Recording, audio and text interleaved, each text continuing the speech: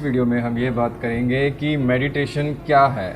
क्या आंखें बंद करके चुपचाप बैठ जाना यही मेडिटेशन है, या आंखें बंद करके बैठ के सोचते रहना ये मेडिटेशन है, या एक सिंगल ऑब्जेक्ट पे फोकस करते रहना ही मेडिटेशन है।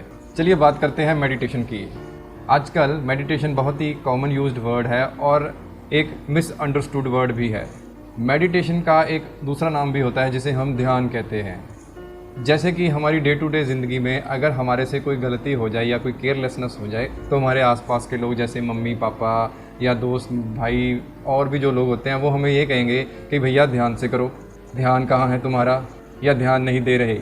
तो ये लोग किस ध्यान को रेफ़र कर रहे हैं और ऐसी कौन से तरीके हैं जिससे कि हम ज़्यादा ध्यान दे सकते हैं। क्या मेडिटेशन और ध्यान सेम है? आइए जानते हैं। चलिए जानते हैं कि महर्षि पतंजलि, जिन्होंने कि पतंजलि योग सूत्र लिखा है मेडिटेशन के ऊपर, वो क्या कहते हैं। महर्षि पतंजलि जी ने योग और मेडिटेशन पर एक बुक लिखी थी जिसको हम पतंजलि योग सूत्र के नाम से भी जानते हैं, जिसमें उन्होंने योग पर सब कुछ डॉक्यूमेंट कर दिया। और पतंजलि योग सूत्र कहता है कि योग के 8 स्टेप्स होते हैं, इसीलिए इसे हम अष्टांग योग भी कहते हैं। ये 8 स्टेप्स हैं यम, नियम, आसन, प्राणायाम, प्रत्याहार, धारणा, ध्यान और समाधि। और जैसे कि हम देख सकते हैं ध्यान जो है, जिसे हम मेडिटेशन भी कहते हैं, वो इस लिस्ट में 7वां स्टेप है।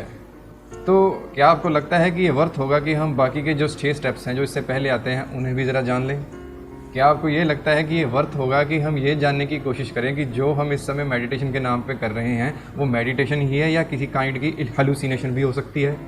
क्या आपको लगता है कि हमें ये भी जानना चाहिए कि हमें एक दिन में कितना समय मेडिटेशन में बिताना चाहिए ताकि हम अपनी प्रैक्टिकल लाइफ और स्पिरिचुअल लाइफ के बीच में एक बैलेंस भी बना सकें? अगर हाँ, तो चलिए ज़रा ब्रीफली जान लेते हैं अष्टांग योग के इन 8 स्टेजेस को। सबसे पहली स्टेज है यम की, जिसे हम रूल्स भी कह सकते हैं, योग के रूल्स। ये हमारे ethical standards, sense of integrity और हमारे बिहेवियर के ऊपर फोकस्ड होते हैं कि हमें कैसे कंडक्ट करना चाहिए अपने जीवन में। जो 5 यम हैं वो ये हैं अहिंसा, जिसे नॉन वायलेंस भी कहते हैं, सत्य, ट्रुथफुलनेस, नॉन स्टीलिंग, ब्रह्मचर्य और अपरिग्रह, जिसे कहते हैं नॉन पोजेसिवनेस। घबराइए नहीं, हम आपको यम फॉलो करने के लिए नहीं कहेंगे। सेकंड स्टेज है नियम, और ये रेफ़र करते हैं सेल्फ डिसिप्लिन को और स्पिरिचुअल ऑब्जर्वेंस को। जो 5 नियम हैं योग के वो ये हैं शौच, जिसे कहते हैं क्लीनलीनेस, संतोष, कंटेंटमेंट, तपस यानी कि एक ऐसी अग्नि जो आपके अंदर की इम्प्योरिटीज़ को जला दे, स्वाध्याय यानी खुद की स्टडी और स्पिरिचुअल स्क्रिप्चर्स की स्टडी, और ईश्वर प्रणिधान यानी कि सरेंडर टू गॉड। एक बार मैं फिर से कह दूं कि घबराइए नहीं, हम आपको नियम भी फॉलो करने के लिए नहीं कहेंगे। तीसरी स्टेज है आसन, जिन्हें कि हम सभी जानते हैं क्योंकि ये टीवी पे बहुत लोकप्रिय हो रहे हैं। ये वो पोस्चर्स हैं जिनको हम प्रैक्टिस करते हैं जिससे कि हमारी ये बॉडी, जो कि एक मंदिर के समान है, इसकी टेक केयर होती है और इससे हमें अपने स्पिरिचुअल ग्रोथ में आगे बढ़ने में हेल्प होती है। आसनों के ज़रिए ही हमारे अंदर डिसिप्लिन की हैबिट क्रिएट होती है और हमारी कंसंट्रेट करने की एबिलिटी इंप्रूव होती है, जो कि बहुत ज़रूरी है 7वीं स्टेज यानी कि ध्यान या मेडिटेशन में जाने के लिए। बहुत से लोग जो मुझे कांटेक्ट करते हैं वो इस प्रॉब्लम से गुजर रहे होते हैं कि वो किसी चीज़ को लंबे समय तक कंटिन्यू नहीं कर पाते, यानी कि वो डिसिप्लिन में नहीं रह पाते, उनकी डेडिकेशन और कंसिस्टेंसी टूट जाती है। तो जान लीजिए कि अष्टांग योग का ये 3rd स्टेप यानी कि आसना आपके लिए बहुत ज़रूरी हैं। शुरुआती टाइम में आपको कुछ देर इनमें लगानी पड़ सकती है, लेकिन जल्दी ही आपके लिए 5 से 10 मिनट के आसनों की प्रैक्टिस इनफ होगी अपनी स्पिरिचुअल जर्नी में आगे बढ़ने के लिए। 4th स्टेज है प्राणायाम। इसको हम ब्रेथ कंट्रोल भी कह सकते हैं और इसमें टेक्निक्स होती हैं जिनके ज़रिए हम अपने ब्रेथ और रेस्पिरेटरी प्रोसेस के ऊपर महारत हासिल कर लेते हैं, जिससे कि हम रिकॉग्नाइज करना शुरू कर देते हैं उस कनेक्शन को जो कि हमारी ब्रेथ, माइंड और इमोशन के बीच में है। शुरुआती दौर में प्राणायाम का मेजर फोकस आपकी ब्रीदिंग कैपेसिटी को इंक्रीज़ करने का होता है और धीरे धीरे प्राणायाम की ड्यूरेशन घटती जाती है जैसे जैसे आप आगे प्रोग्रेस करते जाते हैं।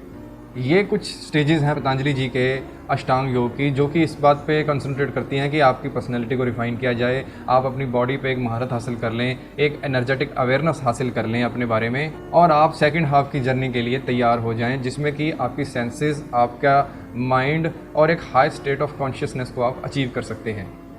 इसके बाद शुरू होती हैं एडवांस स्टेजेस, जिसे हम कहते हैं प्रत्याहार। ये 5वीं स्टेज है और इसका मतलब होता है कि सेंसरी विड्रॉल या सेंसरी ट्रांसीडेंस। इस स्टेज में हम अपनी अवेयरनेस को बाहर की दुनिया से हटाकर और बाहर की जो स्टिमुलस है उससे हटाकर वापस अपने अंदर लाने की कोशिश करते हैं। हम अपने अंदर भी फोकस कर रहे होते हैं और साथ ही साथ हम बाहर की दुनिया के प्रति भी अवेयर रहते हैं, और इसके ज़रिए ही हमें एक अपॉर्चुनिटी मिलती है कि हम एक स्टेप पीछे होके अपने आप को देखना भी शुरू करते हैं। इसी स्टेज के साथ हमें ये पता चलना शुरू होता है कि हमारी हैबिट्स, हमारी क्रेविंग्स क्या हैं और क्या वो हमारी फिज़िकल, मेंटल और इमोशनल हेल्थ के लिए अच्छी हैं या वो हमारी इनर ग्रोथ को रोक रही हैं। जान लीजिए कि यही वो मेजर स्टेज है जिसे कि हम टीच भी करते हैं। अब आती है 6th स्टेप, जो कि है धारणा स्टेज, और यही वो स्टेज है जो कि पिछली सभी स्टेजों की प्रिपरेशन का नतीजा है, जिसमें कि हम कंसंट्रेट करना शुरू करते हैं। हमने बाहर की दुनिया से अपना ध्यान हटाया है और उसको हम अपने अंदर ले गए हैं।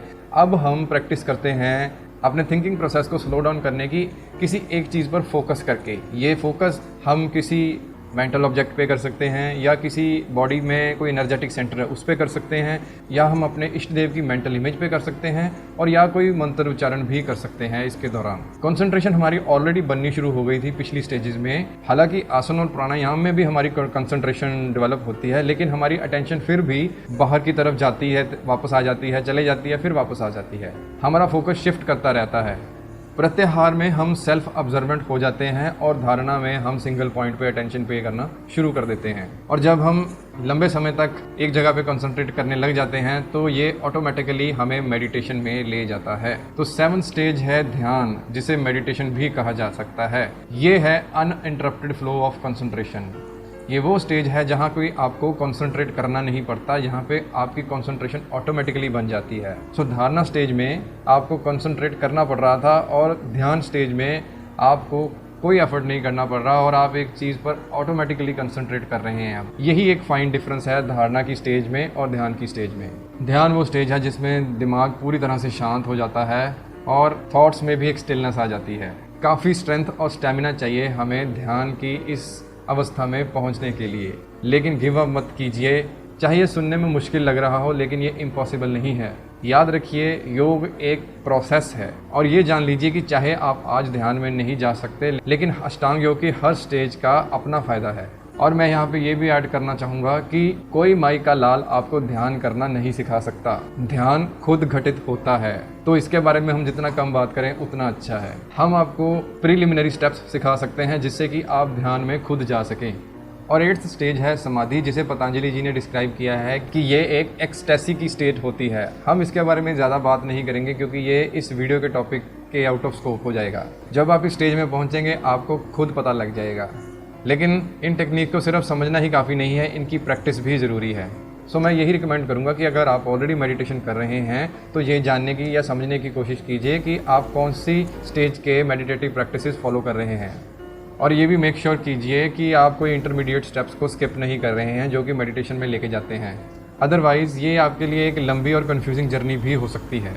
अगर आप एक टीचर या एक गुरु के थ्रू गाइड हो रहे हैं तो उनसे पूछ सकते हैं कि आप जो भी फॉलो कर रहे हैं इसके पीछे का साइंस या विज्ञान क्या है।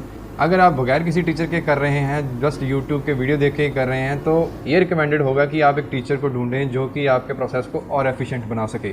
सो मेडिटेशन के अलावा और क्या टूल्स हैं जो कि हमें इस ट्विन फ्लेम की जर्नी पे ज़रूरी हैं, इसके बारे में हम बात करेंगे अपने नेक्स्ट वीडियो में।